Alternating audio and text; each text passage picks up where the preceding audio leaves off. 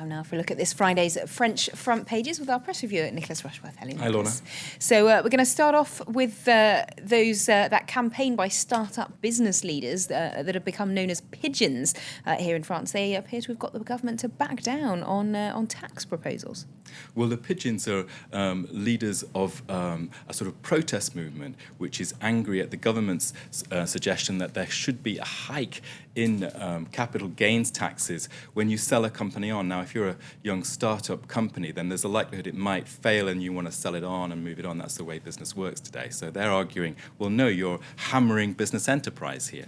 So they've actually been running their protest movement for about a week online, and it's been a huge success. Apparently, yesterday, the government was backtracking, saying we will hold talks. So Libération, the left-wing daily here, has got a picture of pigeons glaring at us full speed ahead, determined as ever they're not going to be the fall guys for France's economic woes. Now, because the word pigeon is also slang in French for being the fall guy, for being the mug. So the headline there, se fait pigeonner, it's the government now who have become the fall guys and the mugs and the suckers. So in the inside pages, Libération is arguing that now, there you can see, we are pigeons, the campaign actually in English. Now that article there is saying the government of François Hollande has had a real PR disaster with this. The government, with its budget proposals in the last week or so, wanted to actually bring small and medium companies on board.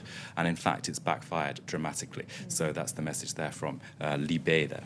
And Le Parisien, aujourd'hui en France, is also leading on that story. It is indeed. With there, you can see the headline, business leaders defy Hollande, reporting on those talks. And in the inside pages, it actually has an interview with an economist, an expert for Sciences Po here in Paris, who is saying, listen, with these kind of measures, what you're doing is taking the risk of seeing your entrepreneurial talent go. Where to? To London or to Belgium or even Asia. And in fact, actually, small companies that are starting out in life will probably even just want to create their company in a foreign country.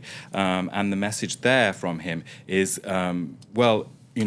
10 years ago, people who were considering leaving France perhaps were on 100 million euro fortunes. Today, it's much less, it's 10 times less. Business people in France are so frustrated with the complexity and difficulty of setting up a business that they're thinking of leaving when they hit the 10 million euro mark. So this clash here between the socialist government's goals and business. OK, now the French press has also been looking outside the pigeon coop, as it were, to other stories, to the election in South America this Sunday in Venezuela.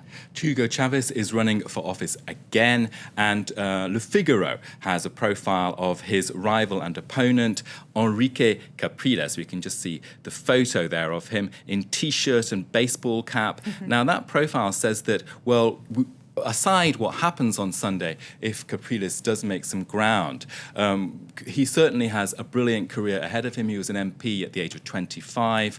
He's running for office now at just 40, the president's job. Now, the paper there saying it could be a kind of a sign of a change in the wind for Venezuela, because he's talking in concrete terms to people, Capriles, compared to Chavez's ideological, revolutionary, Bolivarian, socialist language that he has, which we all know.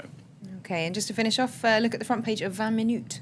Well, it's party time here in France this weekend. They're having what they called La Nuit Blanche. Now, La Nuit Blanche translates as an all-nighter, a white night. So people in Paris will be able to go around to museums, all kind of music venues, and have fun and enjoy themselves. That's from Saturday night to Sunday morning. And Paris, the city of light, will be more lit up than ever. Oh, lovely. Well, here at France 24, we are, of course, always up all night as well, bringing you the news. But everyone in Paris will be this weekend as well. Thanks very much indeed, Nicholas, for that look at today's papers.